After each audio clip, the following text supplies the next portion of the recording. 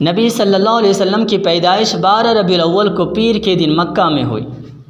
مشہور مورخ امام محمد بن اسحاق رحمۃ اللہ علیہ فرماتے ہیں کہ نبی صلی اللہ علیہ وسلم کی پیدائش 12 ربیع الاول کو ہوئی ہے۔ مولانا سید ابو الحسن ندوی رحمۃ اللہ علیہ فرماتے ہیں نبی صلی اللہ علیہ وسلم کی پیدائش 12 ربیع الاول کو ہوئی ہے۔ مفتی محمود حسن گنگوئی رحمۃ اللہ علیہ فرماتے ہیں کہ نبی صلی اللہ علیہ وسلم کی پیدائش 12 ربیع الاول کو ہوئی،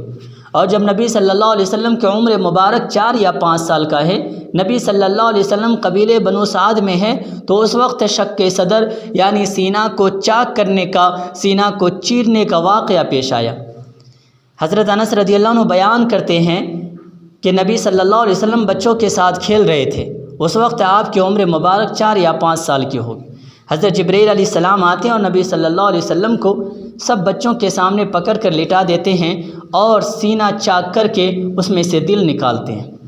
اور دل میں سے ایک لوتھڑا یعنی جمع ہوا خون کا نکالتے ہیں اور کہتے ہیں یہ تمہارے اندر شیطان کا حصہ تھا۔ پھر آپ صلی اللہ علیہ وسلم کے دل کو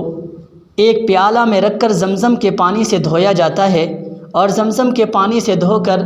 آپ کے دل کو سینے میں فٹ کر دیا جاتا ہے، سینے میں رکھ کے بہترین انداز سے جیسا تھا ویسے ہی بنا دیا جاتا ہے۔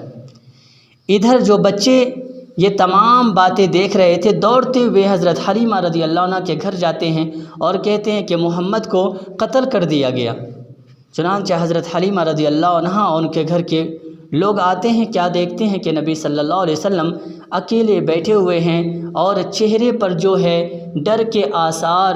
ظاہر ہو رہے ہیں، یعنی چہرے سے ڈر محسوس ہو رہا ہے کہ ایسا لگتا ہے کہ بچہ ڈرا ہوا ہے۔ کتاب دیکھیے سیرت ابن ہشام۔